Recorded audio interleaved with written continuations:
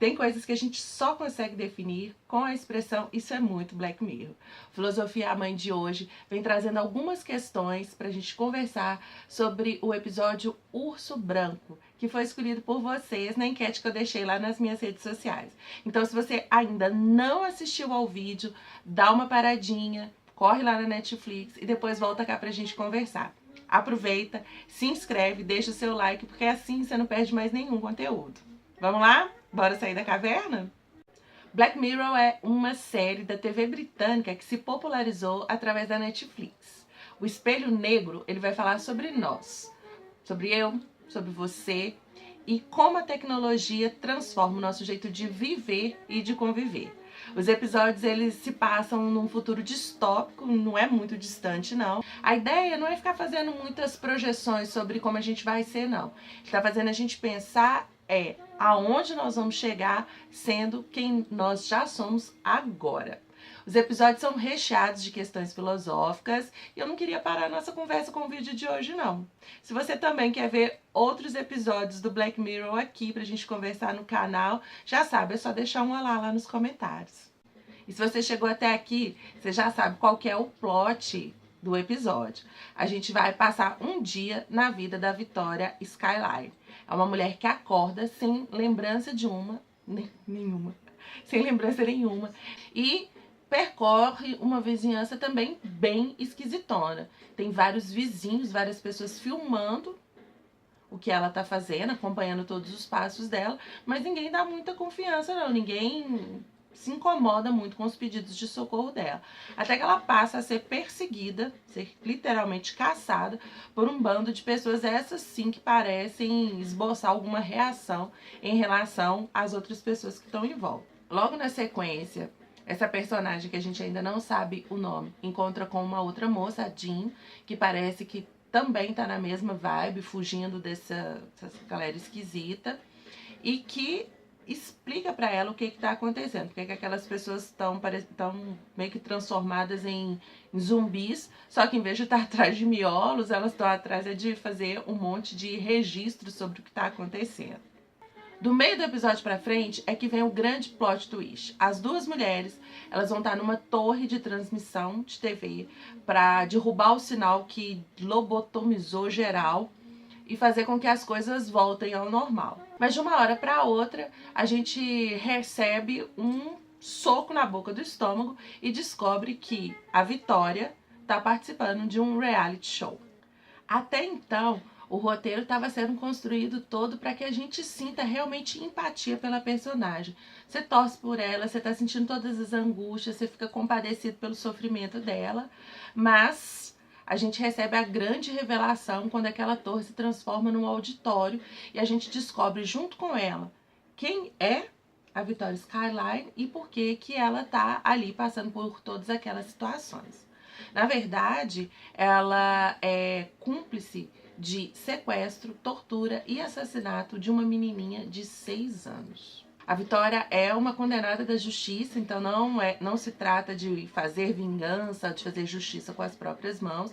Ela está presa num parque temático chamado Urso Branco, que é uma referência a um brinquedinho que os policiais encontraram, a única pista que os policiais encontraram durante meses em relação ao caso da menina Jemima. Deixa eu ver colar. Jemima, isso mesmo. A Victoria, então, está sendo submetida todos os dias àquela rotina de perseguição, de tortura e de revelação de quem ela é. A mulher é uma espécie de Prometeu acorrentado, que todos os dias sofre a mesma punição. Prometeu é um titã, é um dos deuses primordiais lá da mitologia grega e é conhecido como filantropo, ou seja, ele é amigo dos homens. E é justamente por ajudar os homens pegando fogo dos deuses e trazendo para os mortais, que Zeus, por vingança, orgulho e um pouquinho de pirraça mesmo, acorrenta o Prometeu no Monte Cáucaso. Mas não é só isso não. Todos os dias o Prometeu vai ter o seu fígado devorado por uma águia e que vai se regenerar durante a noite para no dia seguinte passar pelo mesmo suplício. É claro que no caso desse episódio, a gente não tá falando de alguém que foi condenado sem motivos ou por pura pirraça, como é o caso do Prometeu. A gente tá falando de alguém que cometeu um crime hediondo. Mas então, o que que linka essa ideia de punição perpétua à temática da série? Bom, eu vou arriscar dizer que o urso branco é uma espécie de versão tecnológica da lei de Talião. A relação entre crime e castigo, elas são regidas pela vingança. A ideia de que a punição de um determinado crime tem que ser igual ou maior ao dano que ele causou. É a ideia do olho por olho, dente por dente. Princípio que faz parte dos códigos de leis antigos, como por exemplo o Código de Hammurabi de 1780 a.C. E para a gente engrossar o caldo aqui da nossa conversa, eu vou recorrer a algumas ideias desse livrinho aqui. Desse livrinho não, desse livrão do Leandro Carnal, que é o Pecar e Perdoar. Claro que a gente não vai trazer nenhuma resposta pronta, mas acrescentar alguns elementos para a nossa reflexão. Eu vou colocar duas questões principais agora. A primeira delas é, vou ler. Será que esse tipo de punição, ela realmente ataca o erro ou ela só tem a função de me fazer feliz porque eu tô do lado certo? O que eu quero dizer com isso? Esse tipo de punição pela qual a Vitória está fazendo, ela é realmente para provocar a redenção, para mostrar o erro cometido, ou só traz uma certa sensação de alívio ou de prazer para aquelas pessoas que estão observando aquela punição, aquele sofrimento, e fala assim, ainda bem que não sou eu que estou nessa confusão. Uma outra discussão também que aparece aqui no livro e que é bastante semelhante ao que está acontecendo lá na série é uma distinção através do sofrimento, através do suplício, do criminoso e do virtuoso. Nesse caso, né, lá na série, parece que está gerando uma relação hierárquica, né? Você tem um virtuoso, no caso seria, por exemplo, o apresentador do programa, que está num nível superior, e a criminosa que está lá embaixo. Até a relação deles ali em cena, como ele olha para ela, como ele se refere, como ele trata a mulher o tempo todo, ele tá nessa relação de superioridade. Ok, ela é uma criminosa. O peculiar desse homem virtuoso é que ele é um virtuoso orgulhoso. Ele tá felizão, não, eu tô aqui em cima, eu sou o bom, eu sou o melhor. E é uma virtude meio que estéril. Porque, primeiro, ela não proporciona, ela não tá voltada para resgatar aquela pessoa. E uma outra característica também desse tipo de virtude é que ela parece que não pode ser ensinada, né? Olhar para aquele exemplo do cara não traz nenhum ensinamento em como se tornar uma pessoa virtuosa. E aí uma passagem do livro do Karnal ficou, né, ecoando aqui na minha cabeça, eu queria ler ela para vocês, rapidinho.